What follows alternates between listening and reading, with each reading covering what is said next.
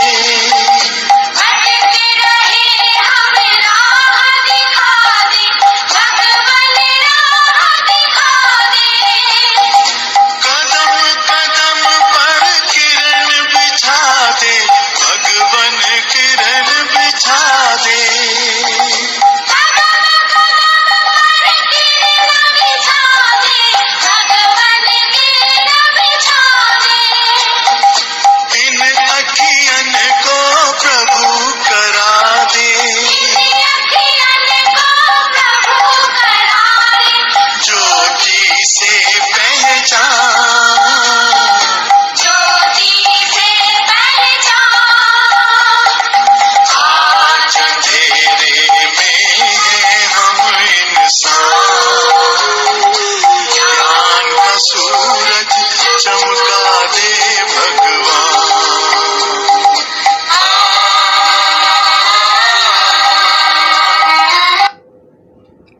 ओम शांति। यह है भक्ति का गीत व प्रार्थना। किसके पास प्रार्थना करते हैं? भगवान के पास।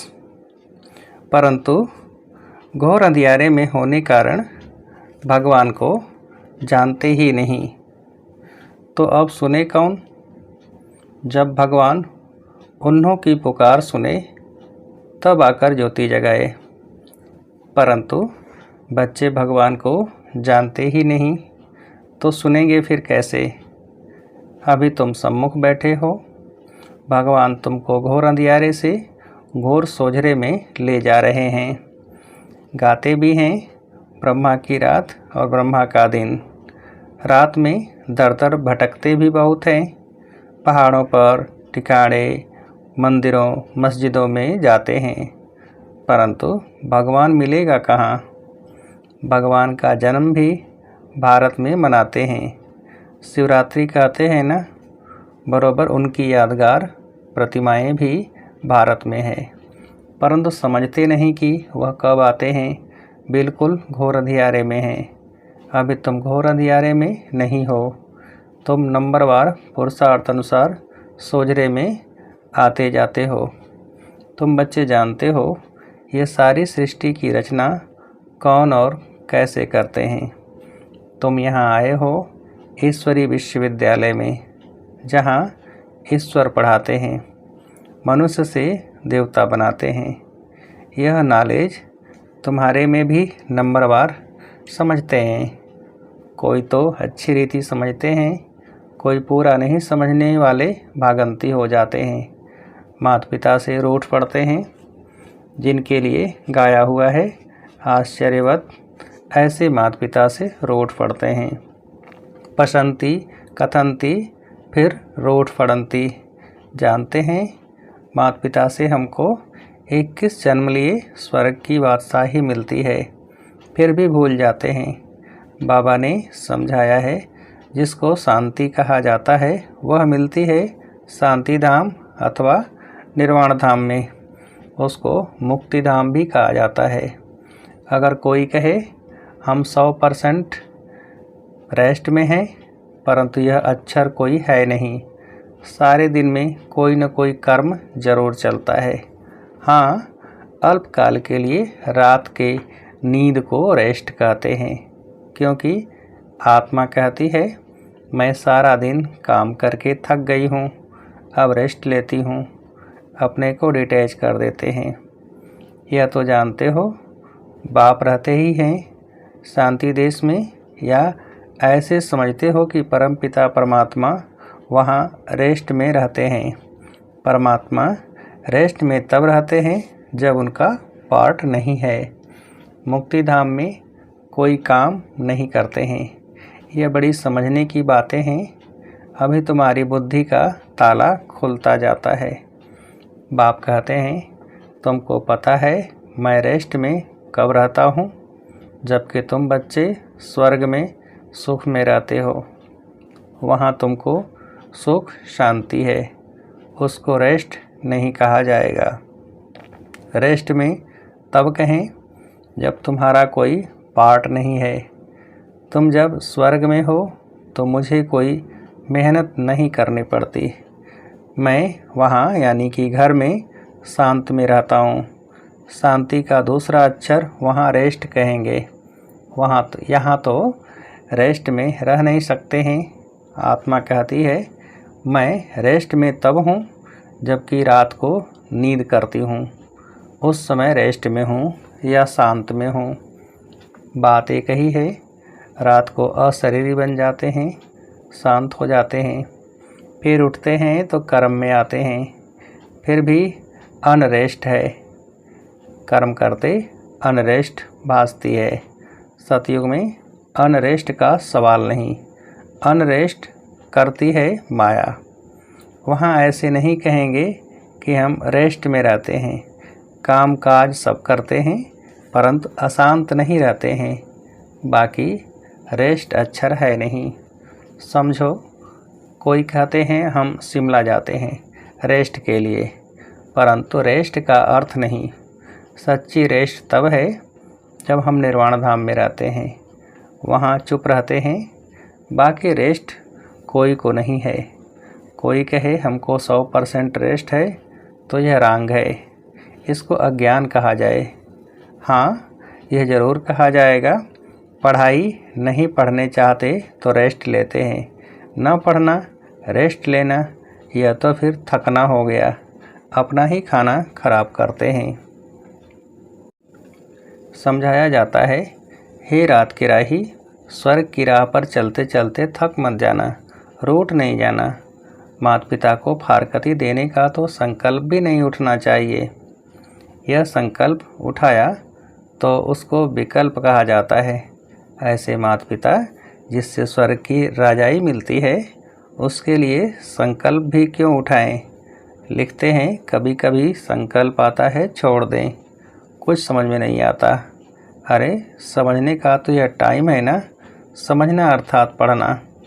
तुम जानते हो हम पढ़ रहे हैं। परमपिता परमात्मा जो ज्ञान सागर है, ऊंचते ऊंच है, उनको कोई भी जानते नहीं। भल ब्रह्मा विष्णु शंकर अथवा लक्ष्मी नारायण को जानते हैं, परंतु भारतवासियों को यह पता नहीं कि लक्ष्मी नारायण ने राज्य कब लिया और किसने दिया। माया ने बिल्कुल ही घोर अंधियारे में डाल दिया है। बाप आकर समझाते हैं, रचता बाप मनुष्य सृष्टि की रचना कैसे करते हैं, यह तो कोई भी नहीं जानते, बाप ही बैठ समझाते हैं। प्रजापिता ब्रह्मा को क्रिएटर नहीं कहेंगे। बल प्रजापिता कहा जाता है, परंतु वह रचता नहीं।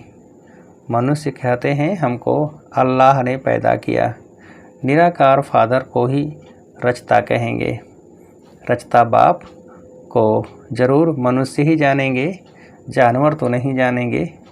जानवर तो मुख से नहीं कहेगा कि हमको परमात्मा ने रचा है, मनुष्य कहेंगे हमको भगवान ने रचा है।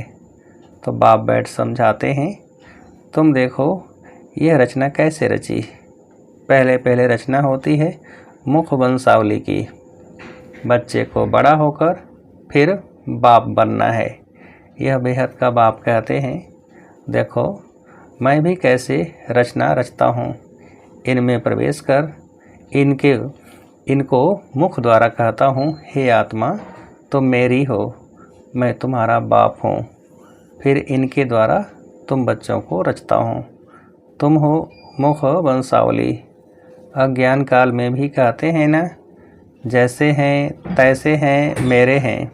बाप भी ऐसे कहते हैं, तो ब्रह्मा के बच्चे बन जाते हो। तो अभी तुम हो मुख वंशावली, फिर तुम कुख वंशावली भी बनेंगे। बाप कहते हैं तुम मेरे हो, फिर तुम दैवी घराने में जाएंगे। बाप यह ईश्वरी रचना कैसे रचते हैं, यह कोई भी समझ नहीं सकते। बाप समझाते हैं, यह ब्रह्मा भी कहते हैं मैं भी मुख वंशावली बनता हूँ। बाप के साथ माँ जरूर चाहिए। तुम कहते हो हम प्रजापिता ब्रह्मा के मुख वंशावली हैं। शिव बाबा ने हमको अपना बनाया है। उनको शरीर तो चाहिए ना। शिव बाबा को तो शरीर नहीं है, शरीर का लोन लेते हैं। फिर कहते हैं तुम मेरे हो, इसको कहा जाता है मुख वंशावली। शिव बाबा इस मुख से इस वन्नी यानी स्त्री द्वारा कहते हैं कि तुम मेरे बच्चे हो। बाप ही समझाते हैं और कोई शास्त्रों आदि में यह बातें हैं नहीं। तुम अभी सुनते हो, फिर प्राय लोप हो जाएगा। इस समय है घोर अंधियारा। बाप आकर रोशनी करते हैं। तब तो ब्रह्मा की रात ब्रह्मा का दिन गाया हुआ है। कुछ तो है ना, गाया हुआ है। झूठ तो झूठ, सच की रत्ती नहीं। परंतु बाप कहते हैं प्रायः कुछ न कुछ रहता है। प्रलय नहीं हो जाती, थोड़े रहेंगे फिर झाड़ वृद्धि को पाता है। मनुष्यों ने फिर महाप्रलय दिखाई है, परंतु महाप्रलय कभी होती नहीं। ऐसे नहीं होता जो सागर में बच्चा पीपल के पत्ते पर आए, यह सब गपोड़े हैं। बाप ने समझाया है, तुम जब गर्भ महल में आते हो तो वहाँ आनंद में रहते हो। वहाँ दुख पाप कर्म होता नहीं, वह है ही पुण्य आत्माओं की दुनिया। यह है पाप की दुनिया। यहाँ सब कुछ त्याग कर तुम सदा पुण्य आत्मा बनते हो। तुम इतना पुण्य करते हो जो आधा कल्प तुमको कोई पाप आत्मा नहीं कहेंगे। तुम अविनाशी पुण्य आत्मा बन जाते हो। यहाँ फिर आधा कल्प पाप आत्मा कहेंगे। घड़ी घड़ी दान पुण्य करते रहते हैं। भारत को कंप्लीट धर्मात्मा कहा जाता है। भारत में दान पुण्य करते हैं। तुम जानते हो यह दुनिया हम छोड़ने वाले हैं, फिर आना नहीं है। इस दुनिया की सामग्री तुम ट्रांसफ़र करते हो नई दुनिया के लिए। मनुष्य ईश्वर अर्पणम करते हैं, अर्थात ट्रांसफ़र करते हैं दूसरे जन्म के लिए। यहाँ तुम ट्रांसफ़र करते हो 21 जन्मों के लिए, तो बहुत चाहिए ना। तुमसे सारी कीचड़ पट्टी लेकर नया देते हैं, पुराना लेकर सोने का देते हैं। तुम सच्चाई से बाप को देते हो, बाप भी तुमको सब कुछ देते हैं। तुम्हारा पार्ट जो चलता आया है यह ड्रामा में था। सब ने घर बार छोड़ा, नहीं तो गौशाला कैसे बने। मनुष्य तो नहीं जानते भट्ठी कैसे बनती है, वह तो दिखाते हैं बिल्ली के पुंगरे आदि थे। यह सब ज्ञान तुम बच्चों को अभी है, फिर वहाँ यह ज्ञान नहीं रहेगा। हम ऐसे 21 जन्म राज्य भाग्य करेंगे, फिर गिरेंगे, वहाँ यह ज्ञान नहीं रहता। त्रिकालदर्शी पने का पाठ तुम्हारे में अभी रहता है। मुख्य हीरो हीरोइन का पाठ तुम्हारा ही है और कोई का पाठ नहीं। असुर से देवता, फिर देवता से असुर, तुम भारतवासी ही बनते हो। बाकी तो है बीच के बाई प्लॉट्स, नाटक में बीच में फिर हंसी कुड़ी का खेल भी करते हैं ना। आधा कल्प बाद देवी देवता धर्म प्राय लोप हो जाता है। तुम्हारी बुद्धि में यह सारा चक्र फिरता रहता है, तब तो तुम समझाते हो ना।